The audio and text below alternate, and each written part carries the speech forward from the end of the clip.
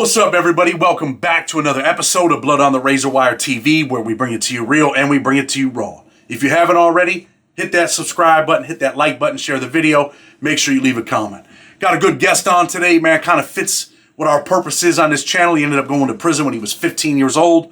But you know what? I'll let Frank tell his story. Frank, tell the people who you are, where you're from, and talk a little bit about you, brother. Sir, first of all, good morning, everybody. If y'all watching this and y'all on the East Coast, it's Sunday morning, so good morning. Thank you, Chad, for having me on the channel. I appreciate you. Like I told you, I don't consume any type of prison content just because of living that life for so long. And this is one of the channels that I watch and I enjoy the content because you have that positive message at the end of the stories, you know. My name is Frank. I'm originally from Brooklyn, New York. My name's Frank Rodriguez. I'm originally from Brooklyn, New York. Moved to Pennsylvania when I was young because my parents was involved in the streets real heavy. So they was looking to get a better life for us.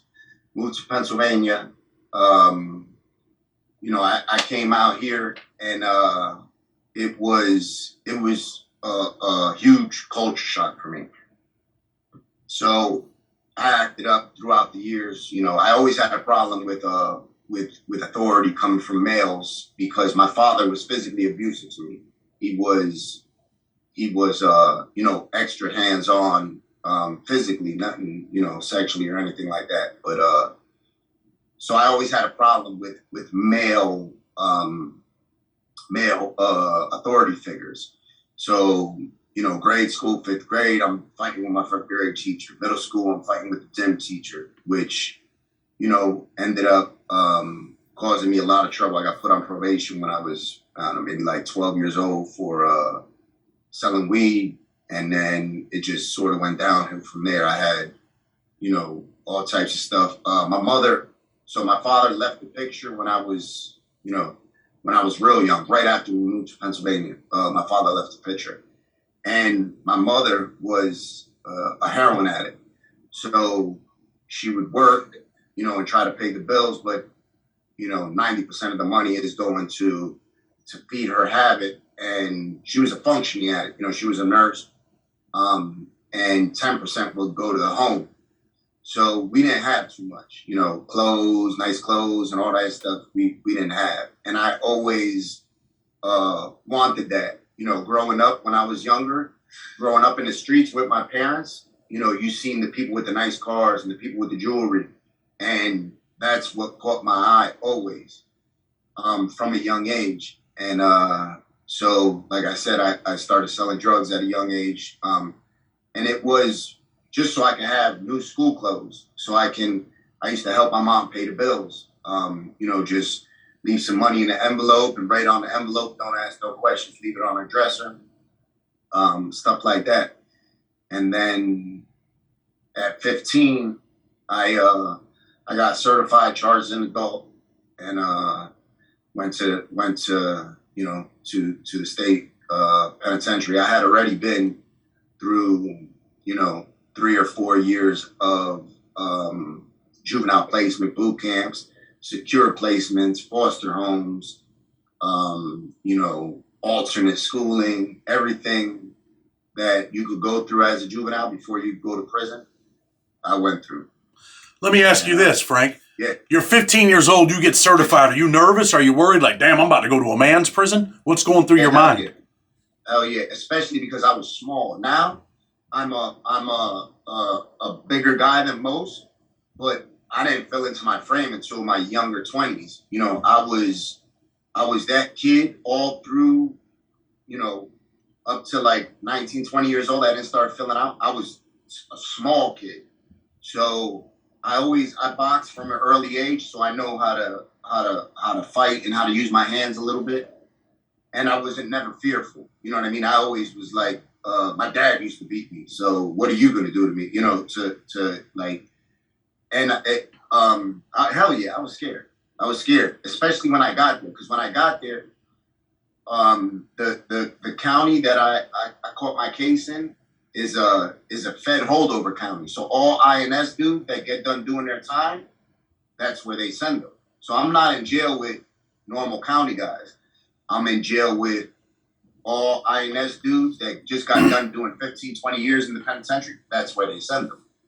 So, you know, my cell block is different than most, you know. And I was scared. I go in there, I'm a tiny guy, a tiny kid, you know. But one thing was that it was, as soon as I seen a potential of something to not be good situation, I was taken off, you know. And now that I look at it, I look at a 15-year-old kid that might have been my size, and a lot of times I could see probably dudes was like, yo, I'm gonna give you a pass. You know what I mean? Like, and in my head, I was like, yeah, that's what it is. But now I look at it, if it was me and a 15-year-old kid my size, I'd be like, all right, you know, you're cool. Let me ask you this. Did any of the older guys like want to look out for you? Like, man, there's young kids in here, man. I'm gonna make sure this kid's all right. Yeah, absolutely. So it didn't come right away. It came after, you know, a couple situations, and they seen, okay, he's willing to stand up for himself. Then, all right, we got you. You know, and at first, I remember I had a situation over the phone. I was playing the phone real heavy, and like I said, the dudes there are coming for INS immigration holds. So some of them are you know, they just got done doing 20 years. They're trying to make bail for INS. Now that I'm older, I understand it. They're trying to make bail for INS. Here I am on the phone, you know, one after another, and a Asian guy came up to me. I still remember his name was Mun. He came up to me, and he was a stocky guy. He was like, yo, I need to use that phone. You've been on there all day. And he came to me. It wasn't like, get off the phone right now. He was like, I need to use that phone when you're done, you know. And I just looked at him. I was like, huh? I was like, yeah, all right. Use the phone again. And then I could see he was posted up. So I was like, all right, I'm gonna let you go. You know, I got off the phone, went back to my cell, strapped up. I already, you know, I would always come out. I never, you know, you never come out in shower shoes or anything like that. So I just went back to my cell, strapped up. And as I was going to be like, okay, it's whatever it's going to be. Because my thought was, he's going to be on that phone. He's going to have his back turn, or one way or another, he's going to, you know, he's going to have a blind side. And a couple older guys, you know, pulled me to the side and was like, yo, here, we're going to handle this. We're going to go talk to him, you know. But that was after multiple times of, you know, having situations where nobody intervened. And not all of them I came out, you know, obviously not all of them I came out in a good space, you know, by far. So you were a young dude, kind of wild, like, man, I'm doing what I want to do. So, yeah. I mean, I've seen dudes like that, you know, in my own county jail, where you think, damn, man, look how little this dude is.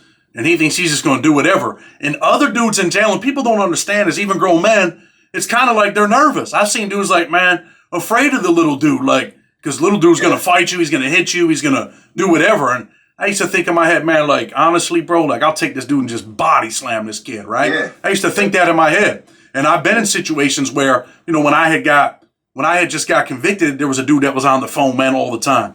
And I'm trying to call my mother, bro.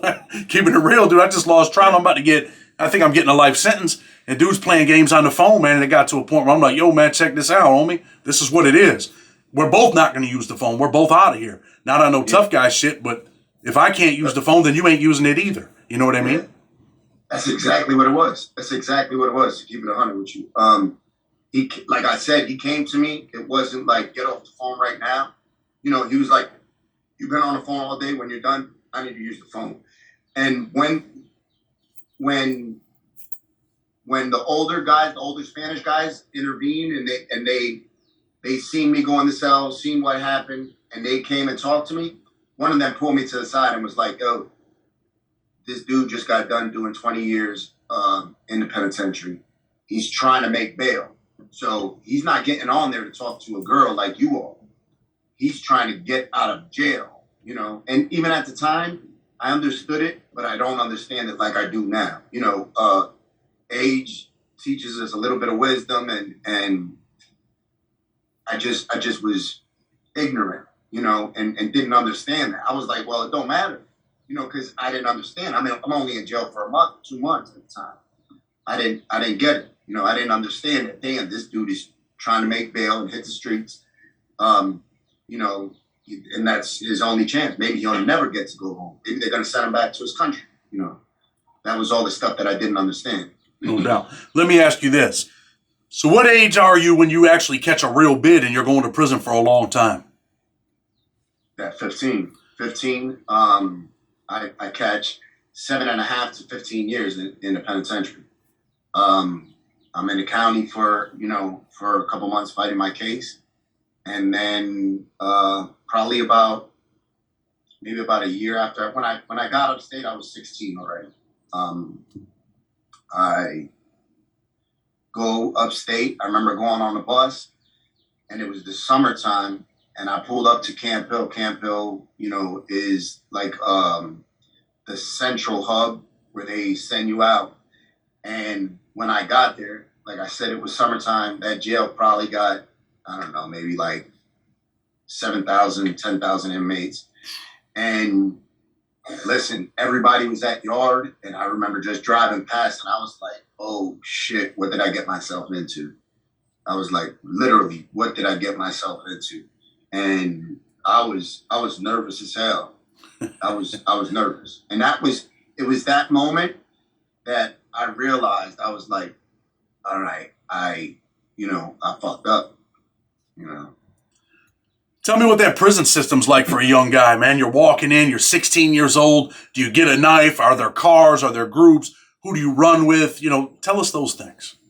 All right. So there was only a couple people at that time that was certified as adults. So they didn't really know what to do with us. They would put us in like protective custody against our will. They would just lock us up. And they would monitor us and see every time we go to yard, every time we'd have a line movement. I didn't know this at the time, but they would have somebody watch over us. It would be a psychologist or a lieutenant that would watch us and see how we interacted with people, see if we were super scared, if people were, trying to prey on us, stuff like that. And after they watch you for a little while, they'd be like, all right, no, he's cool. Or, oh, okay, no, you gotta keep him back there, or you have to send him over here. So probably after, I'd say maybe like 2 weeks of that, they send me to a housing unit, and it was all kids that were under 21, that they would consider them. A lot of them were going to like state ran boot camps.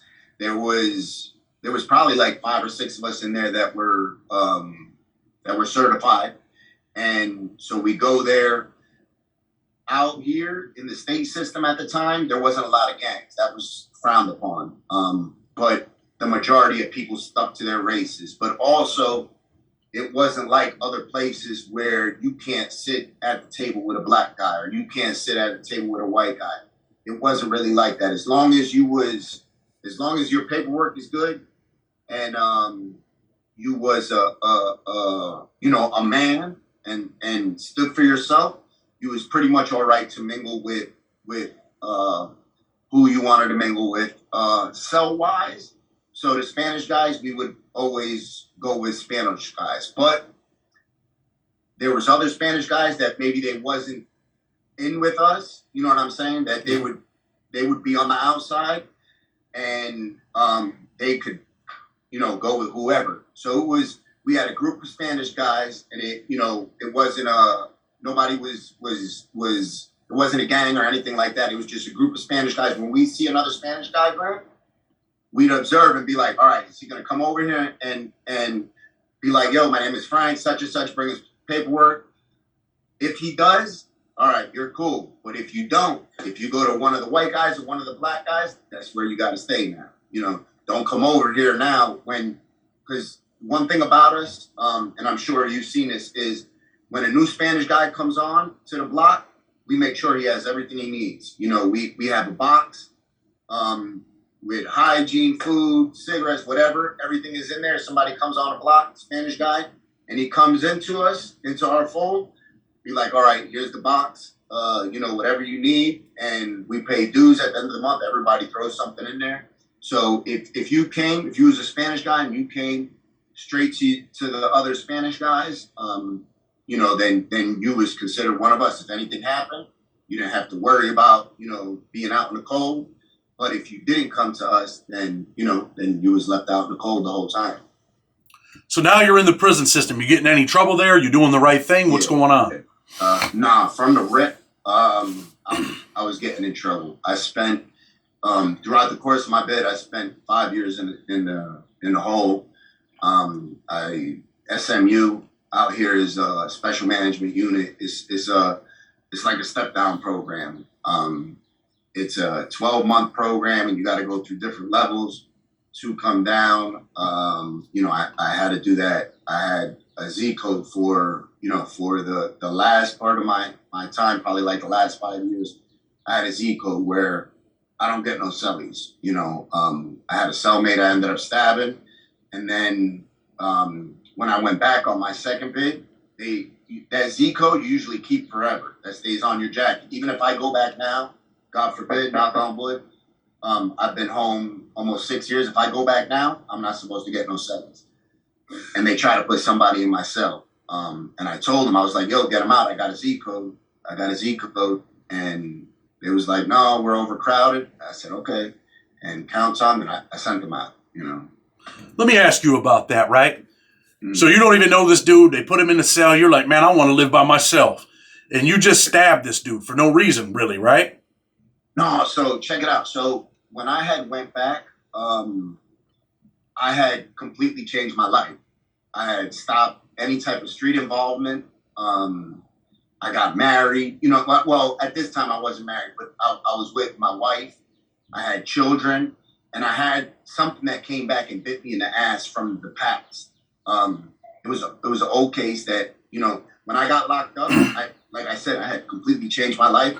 I had an old case from a couple of years ago that came back and got me. So when I came to jail, I said, I'm not getting involved in anything. I was always involved with tickets, selling drugs, stores, all that. I said, I'm not doing any of that. I want to go home when I'm supposed to go home. So they gave me a cellie, and I was like, okay, I'm going to try to, I'm going to try to do this. And I always was the type, and I'm sure you're going to know what I'm talking about. I set little traps in the cell to see if somebody was touching my stuff. I noticed my peanut butter moved a little bit. I noticed my cabinet was open, you know. So I asked him, yo, what's up? No. So I set another trap. Our trap is off. I said, okay. So after that, I said, yo, you got to go. And the guy was in the cell first, you know. So he's like, no, I can't leave. You know, I don't know where they're going to put me. And he was real scared. So I think his biggest, like, he wasn't trying to stay in the cell out of being tough. He was scared literally where he was going to go. I think he was like, all right, this guy seems like a good guy. He's going to, you know, he has his own stuff, you know, all that stuff. And when I told him, I said, yo, you got to get him out. And I wasn't going to tell him, you know, he's stealing or he's touching something that, you know, I just said, yo, you got to get him out. I have a Z code. And I think because I went in there in the beginning and didn't make a fuss out of it, that they was like, no, you took him, so now you're stuck with him. And so really you didn't. So let me ask you this though. Really, you didn't take him; he took you. Because I know some of the viewers are like, oh, you know, who was in the cell first? So dude was there. You come to the jail. They put you in there. You're like, man, I'm gonna try this out, man. And you forget about the Z code stuff because look, man, I'm a family man now. I'm back in prison for some old shit, but I changed my life. You go in the cell. Dude's touching your shit, and people don't realize that shit happens. Dude might take a little spoon of peanut butter when he's hungry, might even eat it off the spoon, stick the spoon back in there, and you're like, damn, man, someone's touching my shit. Excuse me. So go ahead. I'm sorry for interrupting, but I wanted to clarify because you know how the viewers, some viewers might be like, yo, man. I always think, I in my head, I said, if you're willing to touch something that's not yours, you're looking at my pictures, you're reading my letters, you might try to write my wife. You know, that's the way I looked at it. I said, if you're willing to cross that line, why not bust it wide open? You know, that's the way I always looked at it. I said, because I know I'm not crossing that line no matter what. I could be starving. I'm going to ask. And if you say no, cool. That's what it's going to be. You know, but I'm never, ever going to touch something that's not mine, you know, in a situation like that. So in my head, I said, all right, if he's touching my peanut butter or opening my cabinet or touching my cigarette, whatever it might be. I said, he's looking at my pictures. And if he's looking at my pictures, he's going to be writing my wife, my sister, my cousin, whoever it might be. That's what I thought. So I probably looked into it a lot more than I should have, but that's, I was like, that's the type of dudes we around. So I have to. Let me ask you about that Z code, right? Why did you end up with a Z code? I got the Z code. I stabbed a celly. I had a celly. We ended up, it was my 20, maybe like my 21st or 22nd birthday. And we smoked the joint.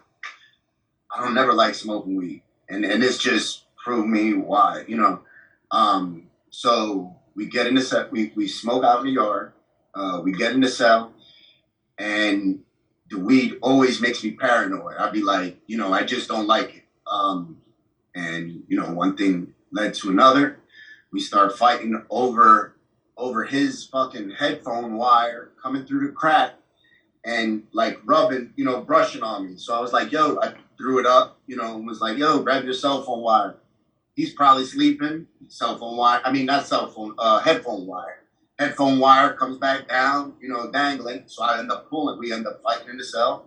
And somebody I was cool with, we both knew where the knife was at in the cell. And I felt it was like, well, one of us got to get to it before the other. It's going to be me, and that's what it was. I ended up going to the hole after that. Spent about 18 months in the hole. In the hole, they tried to give me a celly. And I had already made up my mind. I said, okay, I'm already going to be back here for a while, so I'm not taking no cellies. Everybody they put in here is on. And sometimes they would, even if you tell them, no, I'm not taking a celly, they'd still put them in there, And you got somebody coming in there. When they first put them in there, they're handcuffed, and I was like, okay, sometimes I'd let him put him in there and just be like, all right, I'm going to go on him as soon as he's done. Sometimes they put him in there and he's handcuffed. I'm going on him right away. And for me, I looked at it like, it's sort of the cops' fault. If a man's telling you, don't put nobody in here, what are you supposed to do? Like, he's telling you, don't put nobody in my cell. And the cops, the whole so packed. And the jail, it was Dallas Penitentiary, is so old, and they didn't go by the rules whatsoever back there. So, they was like, go ahead, take them. Whatever happens, that's on y'all, So. That happens a lot, right? Dudes will come in a cell cuffed, and you uncuff first, you just start beating the shit out of people, right? Yep, exactly. 100%. Same thing in the yard cages. That's a very bad situation. It could be, because some jails that I've been to where they have different policies on the holes, some of them can't open that door until a white shirt comes. You know what I mean? So if there's a physical altercation, 2 guards standing there, they can't open the door. A white shirt has to be present. So there's a lot that could happen in the course of a minute, 2 minutes before a white shirt gets there. It could get real bad, Let me ask you this.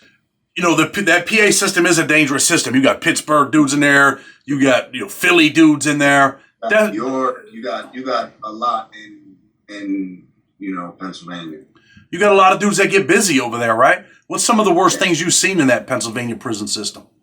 I've seen a couple people that was unfortunately lost their life. Graterford. So when I got to Graterford I was probably 17 years old at this time. That prison is known. You could Google that prison, and that prison is known for. Oh, I know about Graterford.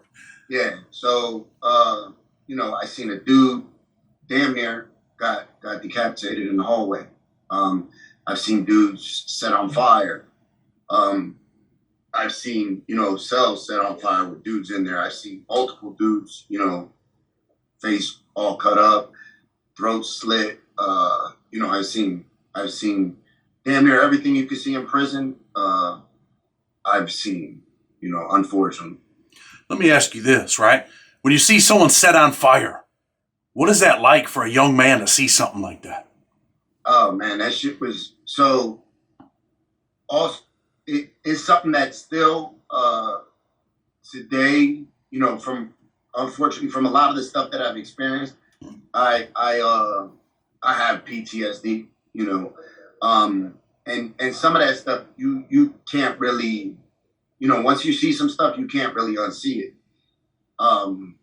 It's, you know, it's something that bothers you. I don't care who you are. Everybody that's seen that was, you know, was affected by that. And when I see the dude that got put on fire, that was a lover's quarrel. You know what I mean? That was two dudes that was in love, and one of the guys found a new boyfriend, and the dude said, "Oh, okay, got you," and set him on fire. You know, that shit is. What does he put on him to set him on fire? Baby oil? I mean, what does he use? No, I don't know, because so a lot of times when you see people that are like burned real bad, that's that's what they'll use, like baby oil or or peanut butter. You could boil peanut butter real bad, you know, stuff like that. I don't know what he used, but literally, dude was on fire. He was running down the block on fire. So I don't even know what he used. He probably stole something from the maintenance shop or the kitchen, you know, because dude was on fire. You know, it was like seeing a stunt man running on a movie. You know, dude was running and screaming, and everybody, he's probably looking at people for help, and everybody was running away. Nobody wants to be near nobody who's on fire, you know, and he's running at people like, try to help him, you know. Wild things back then, man. That's when prison was really, really dangerous back then. A lot of prisons were just off the hook in New York and in Pennsylvania. I mean, there's some that are definitely off the hook now, Alabama, Florida, some federal prisons. But, man, I never seen no one get lit on fire, man. That's definitely, I seen dudes hit with oil in the face, baby oil, hot cooking oil, stuff like that. All that stuff. Yeah, that was different. And like I said, that was a lover's quarrel. So that was like jealousy at its finest. You know, that's what that was. I think if excuse me, I think if that would have been some beef, he probably wouldn't have got on fire, you know. He probably would have burned them or stabbed them, but that was like some real lover's quarrel. If I can't have you, nobody can. You know, that's what that was. I'm just like, I'm just thinking about that. Like, wow, he must have really loved that fella, huh? And the smell. Dude had long hair, so the smell, you know, burning hair. That's all you smelled on the block for. Listen, I want to say it was like 2 or 3 days. It was disgusting. It was that's, you know, like I said, I've seen a dude almost with his whole head almost chopped off. There's nothing compared to seeing that dude on fire. And you felt like so helpless. You're looking, you're like, oh my God, am I seeing what the, you know, it's one of those things that you look at and you're like, wait, am I seeing what I'm seeing? You know, and then you see the guy haul ass. Did he end up dying? I don't know. So I was only there from Camp Hill. I got sent to Graterford, and then I got shipped off to my prison. So I don't even know, to be honest with you. He was. I would probably say yeah, because he had a lot of hair, and whatever dude threw on him or sprayed on him, he sprayed it like on his face. So I would have to think like that shit singed his lungs. You know, I don't see how, you know, how somebody can survive with that. So yeah, Frank, I mean, that's got to be probably one of the most vicious things you've ever seen, just seeing someone get lit on fire and running down the hallway, 2 lovers. I mean, that's absolutely outrageous. And then, you know, cutting a dude's head off. What they used to try to decapitate that kid? It was a big ass piece of steel. So I don't know if it was like, you know, like something snapped off a baking pan in the kitchen or something. But it was a big ass piece of steel. And my thing was too, when it happened, listen, there was guards right there. They wasn't doing shit. They didn't want nothing to do with what was going on. Dude, like they were trying to yell at him, yo, leave him alone, stop, you know, up against the wall, blah, blah, blah. He was like, yeah, all right, you know. and that was it. And I walked. It was in a hallway, and I seen a whole big ass crowd. So I was like, oh, what's going on? I walk over there nosy and look through, and I was like, oh shit, and so that was going on, well before I got there. And the thing is that a lot of people don't realize. So Graterford, that's everybody from Philly. That's your first stop, besides the calendar. So Philly is a very, very, very treacherous city. I'm talking best friends killing each other for money, for whatever. Philly is like top 3, I would say, in the country when it comes to that type of shit. And you're bumping into dudes that you might have backdoored him, you might have killed his brother, one of his homies, and you think he don't know, and he knows. He's just waiting for the right time to get you. That's what type of place Philly is. Those things happen. So now I know you did that big bid. You go home, but you catch another case, or it's an old case. You want to tell us about it? Because I'm sure the viewers will be like, what do you mean? They're lost. Yep. So I went home. I got locked up 15. I go home. I'm a little bit over 23. I go home. I'm cool. I start relaxing. Getting a job. That's my first job I ever had, doing good. And then January 2nd, 2004, my mother was killed. I got to go identify her body in the morgue. When I go identify her, she's not in good shape. She got killed in a car accident. A driver came into her lane and hit her head on. So she was banged up. She had a broken neck. Her head was all split. So I had identified her. That's all I see when I try to go to sleep. So the first night, I'm up all night, no sleep. Second night, a nurse, my girlfriend at the time, her mom was a nurse. She came to me with some medication. She was like, here, take this. It's very common. That led to me taking Percocets, got hooked on Percocets. And then I'm taking perks. And at the time, I was like, after that, my life just took a different course. I was like, I'm not working. I had siblings I had to take care of. My youngest sibling at the time was 5 years old. I had to take care of, financially, take care of my siblings. So I started hustling. I went into the streets full-fledged, selling drugs, getting money, and unbeknownst to me, the Attorney General was watching me. They got me from a sale that I had made to somebody that was damn near like a family member. And then they just let me rock out for like a year trying to build a bigger case. They couldn't build it, so then they locked me up. I go back in 2005, I want to say. I go back, I get 5 years. I go back into the same shit. You know what I mean? This time I was trying to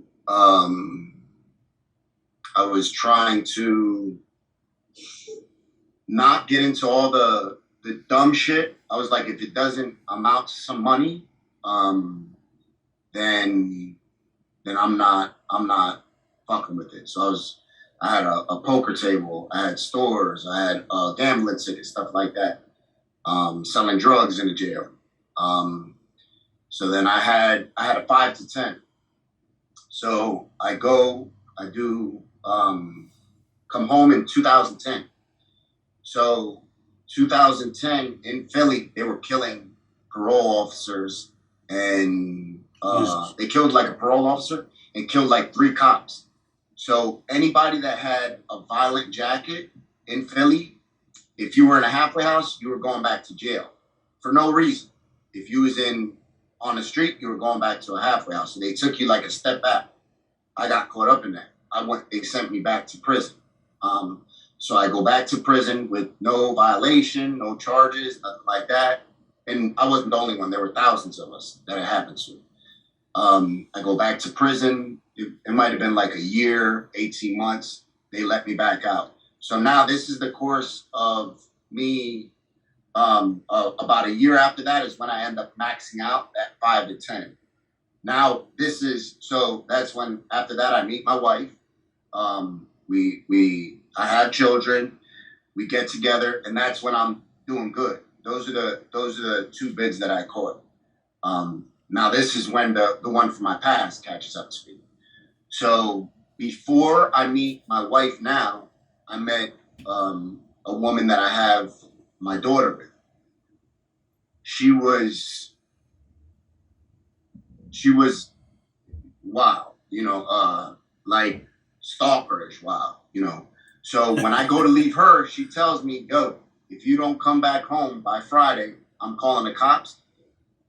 I got this ace in the hole that I know you did, and she used to hold it over my head and be like, yo, if you ever leave me, I'm going to call the cops for this. So I just got to the point where the relationship was horrible. I was like, I'm out. So I leave, she calls the cops, and that's when I get locked up. And that's the case that I was telling you that, came back from my past when I had changed. I wasn't doing nothing I wasn't supposed to be doing. And then I go back to jail for, like 2.5, 3 years on that. And that's when I caught the stabbing with my cellmate, and The old case, though, what was that for? A robbery, drug sale? What was it for?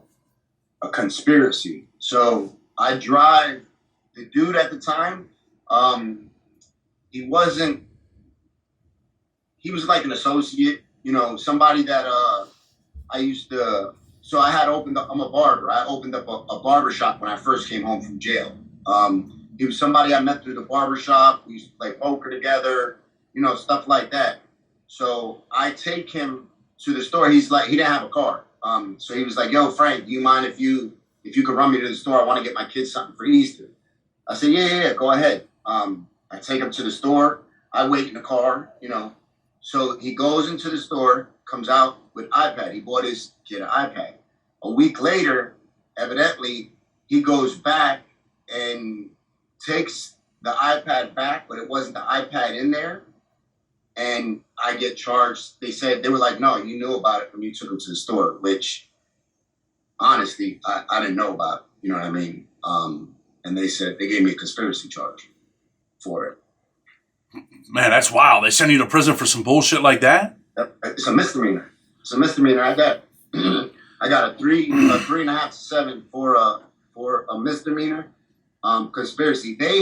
So where I live is a small area, and they knew what I was into because I've lived in this area for a while, and they swore up and down. They was like, this motherfucker's doing. I'm sure even now they think that, They're like, this motherfucker's selling drugs. He's doing something. He got nice cars, nice house, And at the time, like I said, I wasn't doing anything. I had fell back. I was getting legal money, with my barbershop, and I was, for the first time in my life, like I was happy.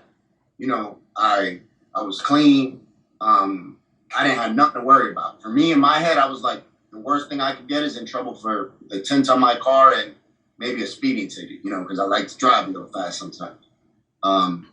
That's it. And they locked me up. So when they first questioned me about it, I was like, yo, I don't know what you're talking about. And I honestly didn't know anything they were talking about, like when my girl brought it to them, they had already questioned me about it.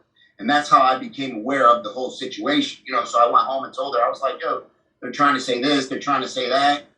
And when she calls them and they come pick me up, they literally asked me about it twice. And then they was like, okay, what's going on? We know you have to know. If you're not doing anything, we know what's going on in the city. They spent more time on that, like trying to get me to tell them something. And if I wanted to, I couldn't tell them nothing. I didn't know anything that was going on. I was so far removed from all that. But you know what, man? You're free now. You're a father. You're a husband. You're doing good things. You got a YouTube channel, I think, with like 100,000 subscribers almost. Tell the people what you're doing in your life now. Yeah. So now, like, my life is I got a dope life. I think first of all, I'm happy, like literally happy. I've been clean since September. I have 6 years since I've been clean. I own a barber shop. I have some real estate stuff. I have a couple different businesses. I have children, a family, a home, multiple cars.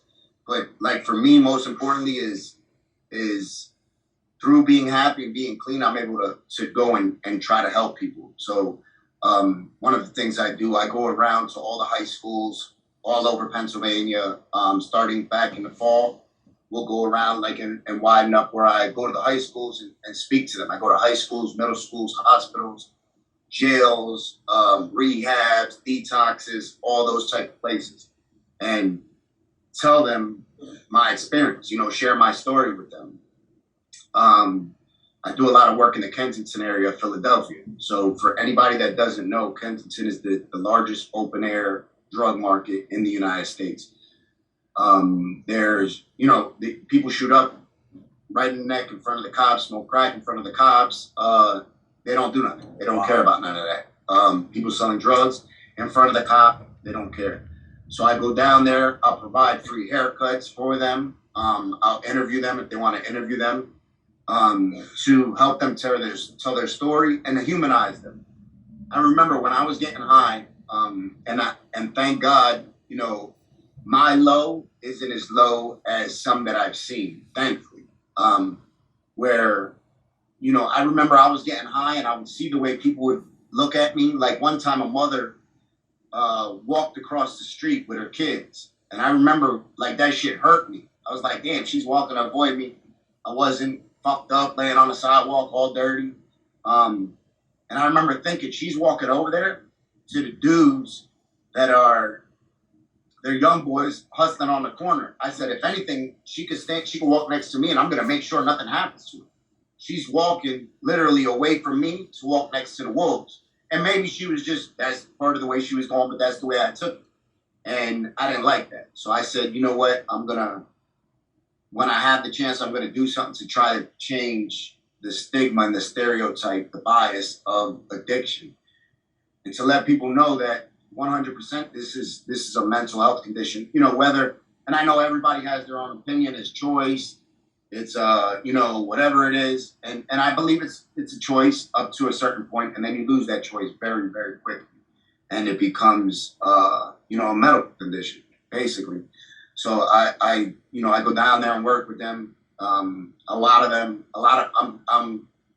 people know me in the area, and there's people that I see out there that, I used to get high with. And there's people that I see out there that I used to sell drugs to, sell drugs with, all that stuff. And, I try to get with them and let them know that, I don't judge you. I've been there in your shoes.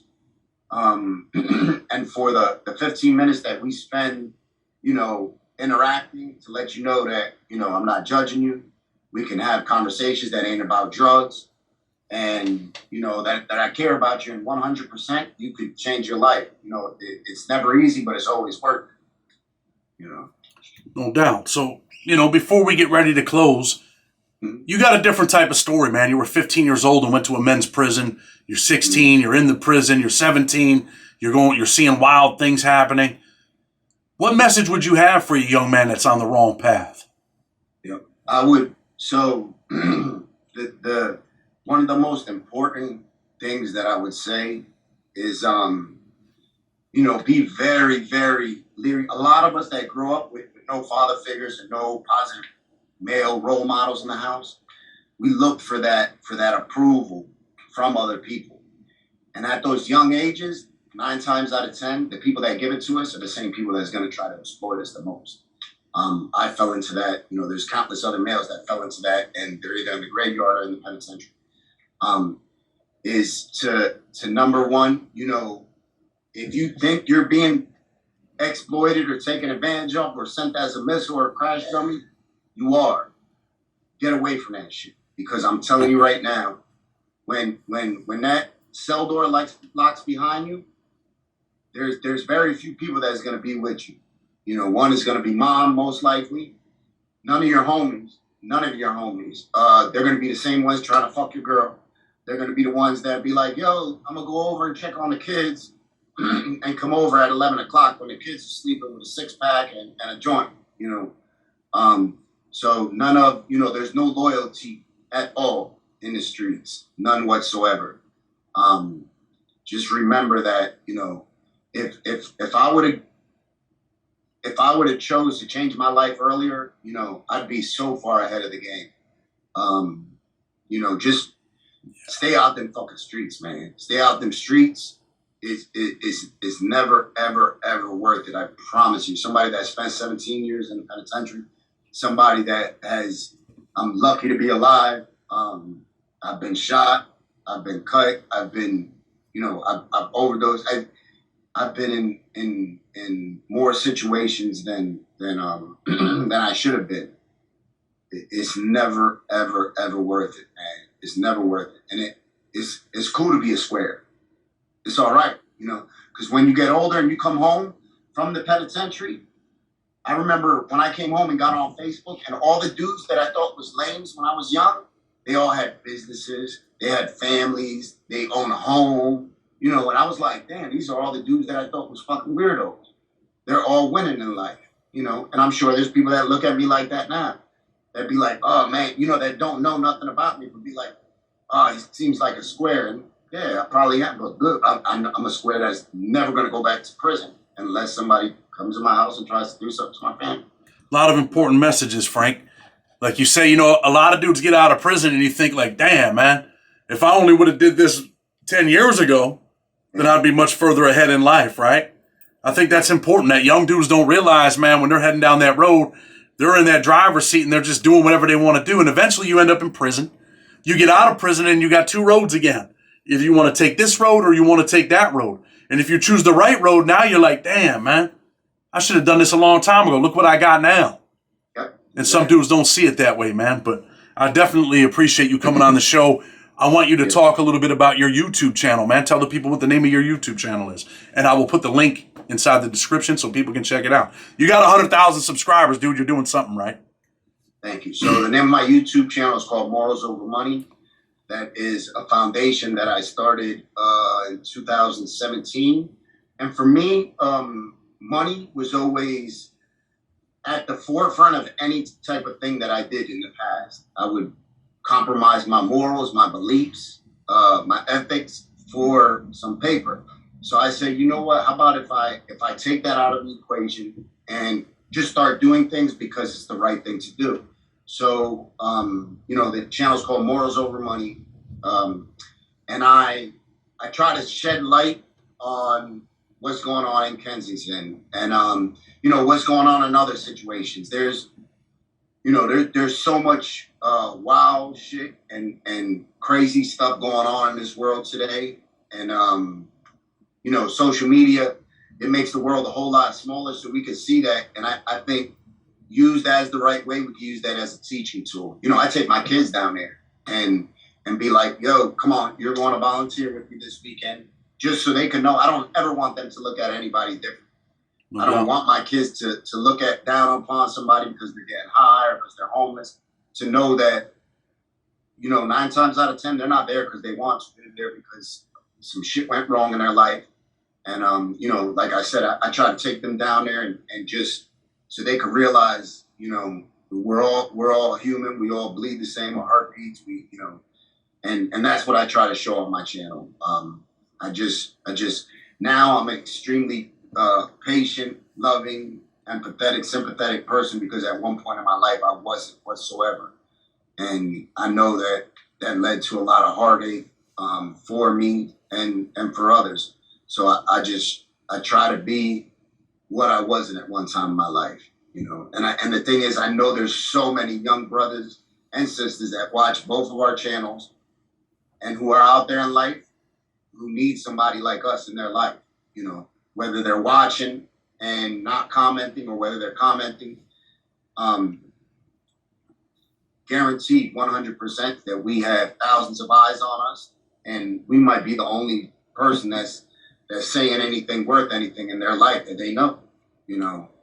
You know, Frank, man, like I said, man, hey, you're giving hope to people in a hopeless place at times. So I appreciate the work that you're doing, man, and I want people to check out your YouTube channel. Check it out, Morals Over Money. The link will be in the description. Again, man, I appreciate you coming on the show. I'm going to close the show. Tell people, man, with respect, Blood on the Razor Wire TV. Until tomorrow, we're out.